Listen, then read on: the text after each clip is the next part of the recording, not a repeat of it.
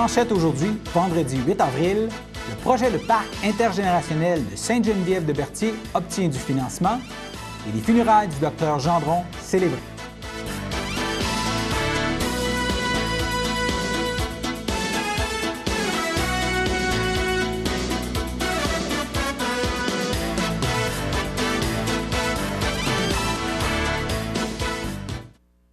Bonjour mesdames et messieurs, mon nom est François Robert et voici vos informations. Du financement pour le projet de parc intergénérationnel de Sainte-Geneviève-de-Berthier. Le comité du parc rural du Conseil des maires de la MRC d'Autrey a recommandé d'accorder à la municipalité de Sainte-Geneviève-de-Berthier une aide pour son projet de parc intergénérationnel. Le Conseil des maires a suivi cette recommandation et voté un appui pouvant atteindre jusqu'à 9 532 $ à partir de l'enveloppe en provenance du pacte rural pour l'aménagement du parc intergénérationnel. Les funérailles du Dr Olivier-Marie Gendron, une figure marquante de la région de Berthier, ont été célébrées hier en l'église Sainte-Geneviève-de-Berthier. Votre télévision communautaire était sur place pour capter cette cérémonie émouvante. L'émission complète sera diffusée la semaine prochaine tous les jours à 16h et 19h30. En voici pour l'instant quelques extraits.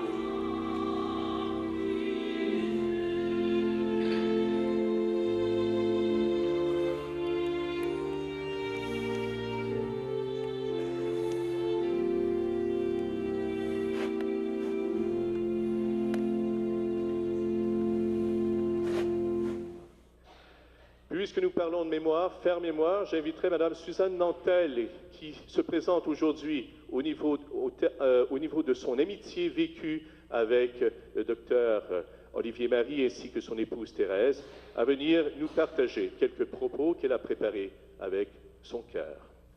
Un jour, un poète a écrit « Ceux que nous avons aimés et que nous avons perdus ne sont plus où ils étaient, mais ils sont toujours et partout où nous sommes. Cela s'appelle, d'un beau mot plein de poésie et de tendresse, le souvenir. C'est ce qu'aujourd'hui je désire partager avec vous, le souvenir d'un grand homme qui était et que restera à jamais le docteur Olivier Marie Gendron. Je pourrais vous parler ici d'un homme humble, bon et loyal, mais ce ne serait que des mots. Il fallait vraiment le connaître pour en mesurer toute la portée. Pour la plupart, il était le bon médecin, celui qui, depuis 1956, son diplôme de médecine en main, avait pris la relève de son père médecin lui aussi, et qui l'a conduit jusqu'en 2015 à exercer sa profession à Berthierville. Son parcours professionnel des 59 dernières années ne peut se résumer en quelques mots. Nous mentionnons ici que les 3400 accouchements effectués, et ce, sans aucun décès comme il le disait fièrement, autant à l'hôpital que dans les résidences privées et même dans un motel, ainsi qu'une voiture. Tous les soins qu'il a prodigués de jour, de soir, de nuit et de fin de semaine, à quiconque se présentait à son cabinet et dont le décompte est impossible à faire, tout autant que toutes les visites à domicile qu'il faisait encore jusqu'à sa retraite en mai dernier. Coiffé de son béret, peu importe où il allait, sa trousse de médecine le suivait partout. À ceux qui lui demandaient « Quand allez-vous prendre votre retraite, docteur ?» il répondait « Je ne sais pas faire autre chose que la médecine, alors je continue. » C'est ainsi que pendant toutes ces années, dont plus de 50, aux côtés de Thérèse, sa conjointe, qui nous a quittés trop tôt en 2010, qu'il a mis sa passion, qui était la médecine, au service des autres. Au fil du temps, de nombreux témoignages lui ont été rendus. Ne citons que celui de la Fédération canadienne des médecins de langue française ou de la décoration reçue du gouvernement du Québec, entre autres, ou encore de la ville de Berthierville, sa ville natale, laquelle aura connu une rue en son nom.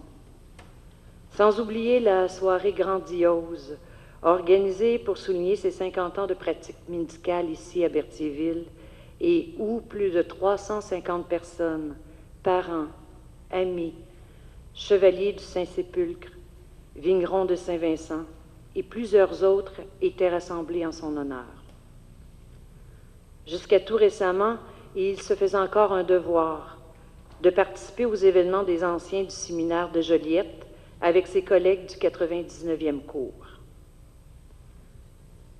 Mais derrière tout ça, il y avait aussi le parent et l'ami. Il a toujours su trouver le temps pour s'accorder certains plaisirs de la vie avec eux. Épicurien reconnu, il partageait ses goûts de la gastronomie et des grands crus, et je l'entends encore offrir à ses invités, comme il se plaisait à le dire, des petites bulles. La vie ne lui aura pas malheureusement donné suffisamment de temps pour faire de la sculpture, admirer et nourrir les oiseaux, passe-temps qu'il affectionnait tout particulièrement, de voyager autant qu'il l'aurait voulu, ou encore de s'adonner à la pêche, ses loisirs préférés. Je suis privilégiée d'avoir été sa partenaire de chaloupe lors de nos nombreux voyages de pêche. Alors que Thérèse et Claude, mon conjoint, dans une embarcation à quelques mètres de nous, accumulaient les prises, nous, de notre côté, philosophions sur la vie, car Olivier était doté d'une grande écoute. S'il est vrai que parler est un besoin, mais qu'écouter est un art, eh bien, Olivier était un grand artiste. À la question que je lui avais déjà posée, à savoir sa définition d'un bon médecin, c'est par un hochement de tête et un petit haussement de sourcils, caractéristique chez lui qui démontrait son intérêt à la conversation, qu'il m'avait répondu « Être un bon médecin, ça ne s'explique pas, ça se vit. » Nous passons maintenant à notre première pause. À 9h30, nos téléspectateurs sont invités au Super Bingo télévisé diffusé de nos studios de Berthierville. Un montant de 600 $ est disponible chaque semaine lors de cette joute de bingo télévisé. Un animateur et 3 bénévoles se succèdent à la caméra de CTRB dans le but de vous faire passer une petite heure agréable et payante le samedi matin. On peut se procurer les cartes de jeu chez les dépositaires autorisés participants à Berthierville, le dépanneur Formule 1, rue Gilles Villeneuve, le marché IGA Extra sur la rue Gabriel Brissette, le dépanneur Gauthier Savard au 480 Montcalm, le marché Métro rue Notre-Dame, la pharmacie Brunet rue Frontenac, le garage Pétroté sur la rue Gilles Villeneuve et à Saint-Ignace-de-Loyola, le marché Aldo rang Saint-Michel, le dépanneur Le Magasin Esso sur le chemin de la Traverse. Et c'est un rendez-vous tous les samedis matins à 9h30 sur les ondes de CTRB, votre télévision régionale et communautaire.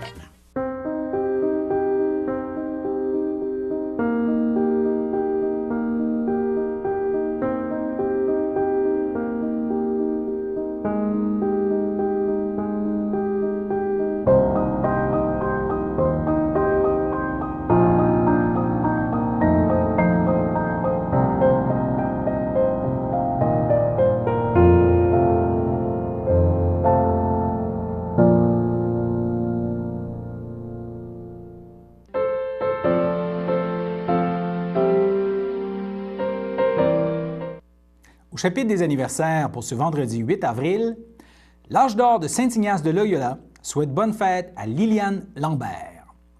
L'Association des personnes handicapées secteur Berthier souhaite bonne fête à Janine Aymon.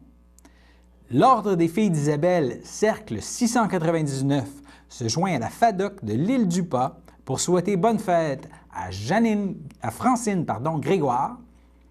L'équipe du Centre d'action bénévole d'Autrey souhaite bonne fête à Claude Lachance de l'Île-du-Pas. Pour demain, le samedi 9 avril, l'Ordre des filles d'Isabelle, cercle 699, souhaite bonne fête à Jeanne-Paul Cardin. La FADOC de l'Île-du-Pas souhaite bonne fête à Jeanne-Paul Courchaine, Lynne Guévremont, Luc Grégoire et Muriel Plouffe. Et pour le dimanche 10 avril, la FADOC de l'Île-du-Pas souhaite bonne fête à Muriel Chevalier, Gilles Plante et Pierre Girard. Le député de Berthier, André Villeneuve, a demandé au ministre des Transports, Jacques Daoust, un amendement au projet de loi 76 en commission parlementaire cette semaine. Rappelons que le projet de loi à l'étude modifierait la gouvernance du transport en commun pour Montréal et les couronnes nord et sud, incluant la Naudière. Le projet de loi 76 prévoit que les MRC des Moulins et l'Assomption rejoignent la communauté métropolitaine de Montréal en matière de transport en commun, créant l'Autorité régionale de transport métropolitain, ce qui pourrait avoir des impacts négatifs en matière de transport collectif pour les habitants du nord de la Naudière, qui auraient beaucoup à perdre, advenant que la nouvelle entité de transport n'ait pas l'obligation légale d'assurer la pérennité des lignes existantes. André Villeneuve a été désigné par les députés péquistes de la Naudière pour suivre le dossier de près. Selon le député de Berthier, une chose est certaine, la facture ne doit pas être pelletée dans la cour des usagers et des contribuables des municipalités. L'amendement proposé par le député Villeneuve et ses collègues péquistes de Lanaudière vise à inclure l'obligation pour la nouvelle autorité d'assurer une offre équitable aux partenaires hors territoire, à savoir pour la région de Lanaudière, les MRC de Matawini, de Joliette, d'Autrey et de Montcalm. Selon un communiqué émis par le bureau du député Villeneuve, le ministre Daou se serait montré réceptif à inclure un tel amendement dans la loi. Nous continuerons à travailler avec vigilance au sein de la présente commission et de toutes les autres instances, dans l'intérêt des usagers et des contribuables lanaudois, ont fait valoir les députés du caucus péquiste de Lanaudière. En ce sens, nous souhaitons le maintien d'un service de transport en commun de qualité avec les mêmes fréquences et tarifs, ont-ils insisté. Le projet de loi 76 et ses impacts sur la région ont aussi été discutés au Conseil des maires de la MRC d'Autrey d'Avril en milieu de semaine. Le Conseil des maires a notamment adopté une résolution pour prolonger le contrat avec la compagnie d'autobus afin que la desserte du circuit d'autobus 31 se poursuive jusqu'au 31 décembre 2017. Rappelons que le gouvernement du Québec a demandé au Conseil régional de transport de Lanaudière de ne signer aucune entente allant au-delà du 31 décembre 2017 en raison du projet de loi 76 qui est à l'étude et qui pourrait considérablement changer la donne en transport collectif dans les prochaines années. La municipalité de Lanoraie et le comité organisateur des spectacles en plein air Les Promenades du dimanche lancent une invitation à tous les artistes lanaudois qui seraient intéressés à participer aux premières parties de ces concerts estivaux en passant une audition au début du mois de mai. Que ce soit en chant, en musique, en danse, en interprétation ou même en humour, tous les artistes pratiquant une discipline des arts de la scène sont invités à préparer un court numéro d'environ 5 à 10 minutes qui sera présenté au comité de sélection. Les auditions se dérouleront au pavillon Jean Bourdon de Lanoraie, samedi le 7 mai de 10 à 15 heures. Les personnes intéressées doivent être âgées de 10 ans et plus et résider dans la région. Aucune expérience de la scène n'est requise. On doit réserver sa place en communiquant avec Sergine Bouchard, directrice du service des loisirs et de la culture, via son courriel loisirs@lanoraie.ca ou par téléphone au 450-887-1100 pour poste 3032. En plus d'un court numéro, on demande à l'artiste auditionnant de remettre une courte biographie de son parcours artistique ainsi qu'une photo. Les personnes choisies auront la chance de présenter un numéro en première partie de l'un des 4 spectacles présentés sur la scène du Parc Riverain, les promenades sur le fleuve de Lanoraie, durant l'été 2016. Les spectacles sont prévus pour les dimanches 3, 17 et 31 juillet, ainsi que le 14 août. Une étape de franchie pour le vignoble L'Anneau d'Or de Lanoraie. Le Conseil des maires de la MRC d'Autrey a voté une résolution lors de l'Assemblée du début avril pour donner son appui à la plus récente demande présentée par l'Anneau d'Or à la Commission de protection du territoire agricole. Cette demande d'autorisation vise à pouvoir proposer sur place un service de traiteur offrant de légers goûters largement composés de produits en provenance du terroir lanaudois à ceux venus découvrir les vins élaborés en bordure du fleuve Saint-Laurent. Rejoint au téléphone quelques heures après le vote du Conseil des maires, le propriétaire du vignoble et instigateur de ce projet, Alain Coutu, s'est dit très heureux de cet appui et espère que cela lui permettra d'obtenir rapidement une décision favorable de la Commission de protection du territoire agricole. On se rappellera que ce vignoble est situé sur le site où se trouvait autrefois le motel St. Lawrence et son terrain de pratique de golf. M. Coutu a acquis le terrain en 2001 et planté ses premières vignes en 2008. Le permis pour la vente de vin a été obtenu en 2014 et l'été dernier a été la première saison complète ouverte au public. Dans les 5500 plants de vignes du domaine, on retrouve notamment comme cépages du Frontenac noir et du Frontenac gris. Si la Commission de protection du territoire agricole donne son aval, les amateurs de vin pourront aussi trouver sur place des assiettes comprenant des fromages en provenance de la fromagerie champêtre de Repentigny, secteur Le Gardeur, des rillettes de porc venant de Saint-Nigory et d'autres délices lanaudois. M. Coutu insiste qu'il s'agirait toutefois de légères assiettes pouvant accompagner la dégustation de vin et non d'un service de restauration à proprement parler. La réglementation municipale de la Lanoraie encadre déjà les heures d'ouverture de la terrasse qui ne doivent pas dépasser la plage horaire comprise entre 10h et 17h. Nous continuerons bien sûr de suivre l'évolution de ce dossier dans nos prochains bulletins. Traversier maintenant Sorel-Tracy, Saint-Ignace de Loyola, avis aux conducteurs de camions ou de remorques, l'horaire régulier est maintenant rétabli pour les camions et les remorques qui peuvent maintenant accéder aux deux traversiers. Rappelons que la semaine dernière, le niveau élevé de l'eau au quai avait occasionné une modification à l'horaire pour ce type de véhicule. Le centre L'Escale du Roi, un kiosque touristique ouvert durant la saison estivale à Lanoraie et qui présente également 2 expositions permanentes, est à la recherche de personnel pour l'été 2016. Si l'un de ces postes à temps partiel vous intéresse, vous pouvez faire parvenir votre curriculum vitae à l'attention d'Émilie Lepage, agente de communication à la municipalité de Lanoraie. Par courriel, communication@lanoraie.ca. La date limite pour poser sa candidature est le 18 avril. Le Conseil des maires de la MRC de Hautrey a autorisé lors de sa séance d'avril le préfet et la directrice générale de la MRC à signer une entente de fourniture de services de sauvetage nautique et glace avec la ville de Sorel-Tracy. En vertu de cette entente de collaboration, les 2 parties devraient se coordonner pour offrir le service en fonction de l'endroit sur le fleuve d'où provient l'appel de détresse. Et nous passons maintenant à notre deuxième pause.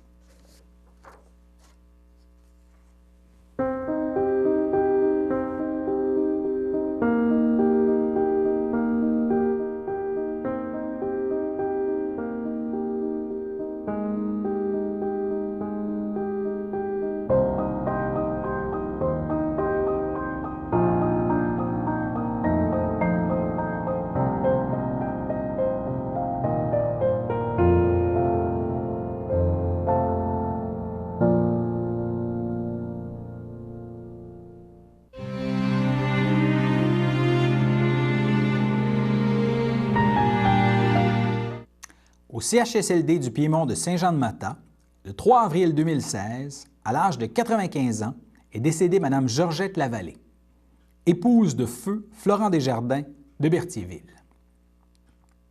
Elle laisse dans le deuil ses enfants, André Desjardins, conjoint de Huguette Pajot, Ninon Desjardins, épouse en premières noces de feu André Poirier et en secondes noces d'Alain Poirier, ses petits-enfants Yves Desjardins, époux de Caroline Doucet, Chantal Poirier, épouse de Michel Calabro, Annie Poirier, de même que ses arrière-petits-enfants, André Junior et Samuel Desjardins, Maxime et Myriam Calabro, Marie-Ève Meyer, ses frères, ses sœurs, beaux-frères et belles-sœurs, Jules Dubuc, feu Janine Lavallée, Thérèse Lavallée, feu Paul Paulus, Jacqueline Lavallée, feu Marcel Veillet, Jean-Jacques Lavallée, José Leporé, feu Gilles Lavallée, Janine No, feu Claude Desjardins, Huguette Desjardins, feu Roland Tessier, Gertrude L'Étoile, feu Lucien Desjardins, de même que plusieurs neveux, nièces, autres parents et amis. La famille vous accueillera le vendredi 8 avril 2016 de 14 à 17 h et de 19 à 22 h, de même que le samedi 9 avril dès midi au complexe funéraire Efterio du 741 Notre-Dame à Berthierville. Les funérailles auront lieu en l'église Sainte-Geneviève de Berthier le samedi 9 avril à 14h30. Également disparu au cours des derniers jours, au CHRDL de Joliette, le 5 avril 2016, à l'âge de 75 ans, est décédée Mme Denise Guévremont, épouse de feu Jean-Guy Plante, demeurant Saint-Ignace de Loyola.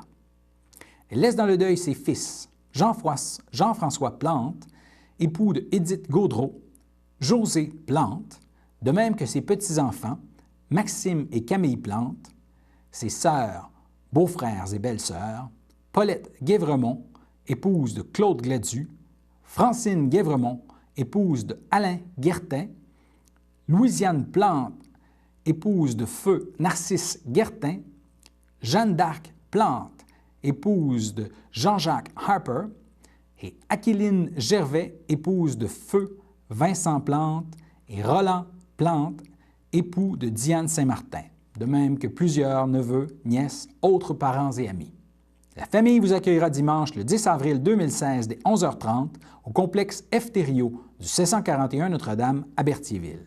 Suivra une liturgie de la parole à la chapelle du complexe à 14h30.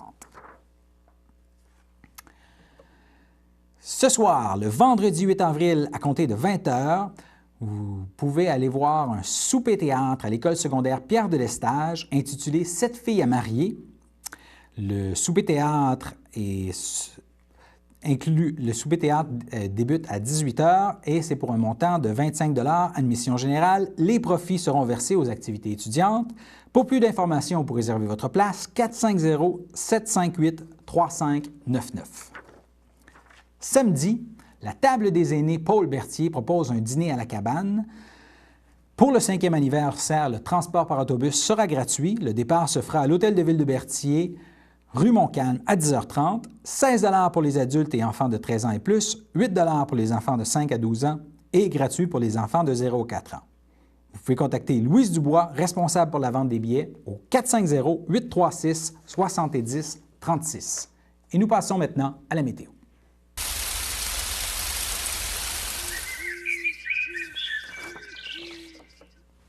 La région de Berthierville recevra un mélange de neige fondante et de pluie durant une bonne partie de la journée, avec quelques éclaircies en début d'après-midi.